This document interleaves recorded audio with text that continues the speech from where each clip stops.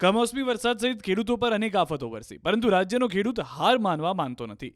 ત્યારે ગુજરાતમાં સૌપ્રથમ હિંમતનગર તાલુકાના સતનગરના ખેડૂતે વીજળીની ખેતી શરૂ કરી છે. જમીનમાં સોલર પ્લાન્ટ નાખી ખેડૂત કોઈ જોખમ, કોઈ મજૂરી કે અન્ય કોઈ ખર્ચ વિના મબલક કમાણી કરી રહ્યા છે.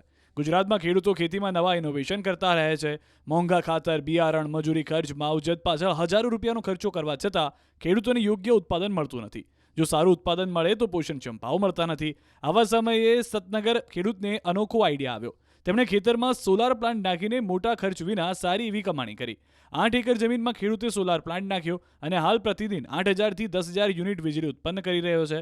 આ ઉત્પન્ન થયેલી વીજળી ખેડૂત ઉત્તર ગુજરાત વીજ કંપનીને વેચીને બદલામાં વીજ કંપની પાસેથી યુનિટના ₹2.83 કમાઈ રહ્યો છે. દિવસ દરમિયાન એવરેજ 23,000 રૂપિયાની કમાણી ખેડૂત બેઠા બેઠા કરી રહ્યો છે. ત્યારે એક તરફ ગુજરાતના ખેડૂતો ખેતીમાં તનતોડ મહેનત કરવા છતાં દીવાદાર બની રહ્યા છે, તો બીજી તરફ સતનગર ગામના ખેડૂતે કુદરતી સંસાધનોનો ઉપયોગ કરી સૌર ઉર્જા થકી વિપુલ પ્રમાણમાં કમાણી શરૂ કરી બતાવી. ખેડૂત મિત્રો જણાવતા આનંદ થાય છે કે મેં આ 8.5 એકરમાં સોલર લગાવ્યું છે. પહેલાં અહીંયા ખેતી વરિયાળી, જીરું, શાકભાજી અમુક થોડી કરતા હતા. દિવેલા, પરચુરણ વાવેતર કરી અને અમે વાવેતર કરતા હતા. એમાં અમને જોઈએ એવું બેનિફિટ મળતો ન હતો. નુકસાન મેન કે કોઈક વખતે વાવાઝોડું આવી જાય, કોઈક વખત વરસાદ ઓછો હોય તો પાણીની અછત હોય. આવા કુદરતી આફતો અંદર એડ થતી એટલે અમે થોડા ગભરાતા. ઈચ્છા એવી કરી કે આ જમીનમાં આપણે સોલર યુનિટ ઊભો કરી અને આપણે કંઈક નવું વિચારીએ એમ. એટલે આ સોલર યુનિટ 8.5 એકરમાં કરેલો છે. એમાં સારો એવો ફાયદો છે.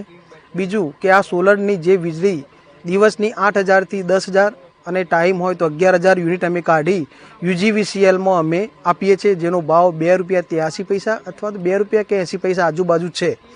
અને એ જે પૈસા આવે એક મહિનો પેન્ડિંગ રાખી, બીજા મહિને પેમેન્ટ યુજીવીસીએલમાંથી કમ્પ્લીટ થઈ જાય, આવી જાય છે અમારા ખાતામાં. એટલે યુજીવીસીએલ તરફથી અમને કોઈ તકલીફ નથી. પેમેન્ટ રેગ્યુલર આવે છે અને આ જે કમાણી થાય છે અમને સંતોષ છે. આમાં કોઈ નુકસાન પણ નથી. તો ખેડૂત મિત્રોને ખાસ વિનંતી કે જો આવું જે યુનિટ ઊભું કરવું હોય તો બે ધડ કરી શકે છે અને આમાં ફાયદો જ છે. અહીંયા સોલર પ્રોજેક્ટ છે, જે અમે અહીંયા પહેલાં ખેતી કરતા હતા. ત્યારબાદ અમારા અંકલે એવું વિચાર્યું કે અહીંયા એક નાનો સોલર પ્રોજેક્ટ કરીએ. તો અમે અહીંયા 8 એકરમાં સોલર પ્રોજેક્ટ કર્યો છે. આમાં જે નાની નાની બાબત જે ધ્યાન રાખવા જેવી કે જે યુનિટ લેવા માટે કે જેવી રીતે કે આપણું ધોવાનું ક્લિનિક, બીજું કે સ્ટ્રિંગ, અહીંયા જે વાયર અમુક થોડા આવે છે, કદાચ માઇનોર ફોલ્ટ થાય તો એને તરત તૈયાર કરવા, એવી અમુક નાની નાની બાબતો ધ્યાન રાખવા જેવી છે, જેથી કરીને આપણું જે જનરેશન છે, યુનિટ જે છે એ આપણા સારા નીકળે. બીજું કે ટેમ્પરેચરના લીધે આપણે જે જનરેશન નીકળે તો ક્લિનિક સારું હોય તો એ પ્રમાણે આપણું યુનિટ પણ એવા સારા નીકળે.